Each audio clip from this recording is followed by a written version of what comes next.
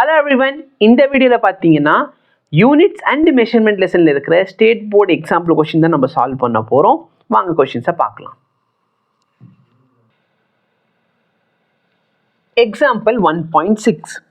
The temperature of two bodies are measured in a thermometer. இது ஒரு value, இது ஒரு வேல்யூ. சரி, இந்த கொஸ்டின் எல்லாம் சிபிஎஸ்சி புக்கில் லாஸ்ட் இருந்துச்சு, இப்போ அதுலேருந்து எடுத்துட்டாங்க. ஓகே, ஸோ ரெண்டு பாடியோட இது வேல்யூ கொடுத்துட்டாங்க. Calculate temperature difference between the error they are in.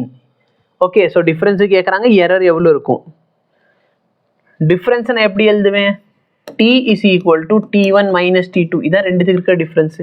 இல்லை டிஃப்ரென்ஸ் கேட்குறேன், சாரி, பெரிய வேல்யூ வந்து சின்ன வேல்யூ. பெரிய வேல்யூ எது sir? T2 minus T1. So டிஃப்ரென்ஸ்னால் என்ன? சப்ராக்ஷனுக்கும் டிஃப்ரென்ஸுக்கும் ஒரு சின்ன டிஃப்ரென்ஸ் இருக்குது.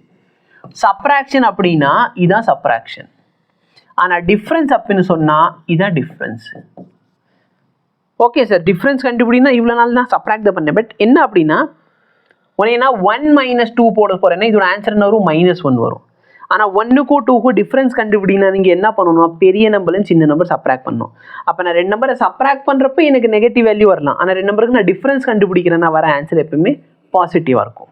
அப்போ அவங்க டிஃப்ரென்ஸ் சொன்னதுனால பெரிய நம்பர்லேருந்து சின்ன நம்பர் சப்ராக்ட் பண்ணால் நம்மளுக்கு வேல்யூ பாசிட்டிவ் கிடைக்கும். அப்போ 50 - 20 which is equal to 30 degree Celsius. அப்போ டெல்டா டி என்ன? T2 + T1. ஏன் சார் டிஃப்ரென்ஸ் கண்டுபிடிச்சா ஏன் ப்ளஸ் பண்ணுறீங்க? ஏன்னா எரர் எப்பவுமே என்ன ஆகும்? ஆட் ஆகும்.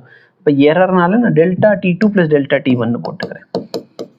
சரியா, முன்னாடி டெல்டா போடாமல் இருந்தேன் சார். T2 + T1 போட்டிங்க, T1 + T2, T2 + T1 ஒன்று தானேயா? இப்போ இதில் இருக்க எரர் 0.5, இதில் இருக்க எரர் 0.5. அப்போ 1 டிகிரி செல்சியஸ். அப்போ என் ஃபைனல் டெம்பரேச்சர் டிஃப்ரென்ஸுக்கு கண்டுபிடிச்சா எனக்கு 30 ± 1 டிகிரி செல்சியஸில் ஆன்சர் வரும். புரியுதா? ஸோ என்ன விஷயங்கள் ஞாபகம் வச்சுக்கணும்? எரர் வந்து வேல்யூ ஆட் பண்ணாலும் சரி சப்ராக்ட் பண்ணாலும் சரி எரர் எப்பவுமே என்னதான் ஆகும்? ஆட் தான் ஆகும். ஸோ லாஸ்ட் எக்ஸாம்பிளில் பார்த்தீங்கன்னா நம்ம எரர் ஆட் பண்ணியிருப்போம், இங்கே என்ன பண்ணுறோம்? ஆட் பண்ணுறோம். அந்த லாஸ்ட் எக்ஸாம்பிளில் வேல்யூவை நான் ஆட் பண்ணேன், இங்கே வேல்யூ என்ன பண்ணியிருக்கேன்? சப்ராக்ட் பண்ணியிருக்கேன். ஸோ இந்த டிஃப்ரென்ஸ் ஞாபகம் வச்சுக்கோங்க. வேல்யூ அடிஷனோ சப்ராக்ஷனோ, ஆனால் எரர் எப்பவுமே என்ன ஆகுது? ஆட் ஆகுது. ஸோ இதுதான் இதோட சொல்யூஷன். தேங்க்யூ.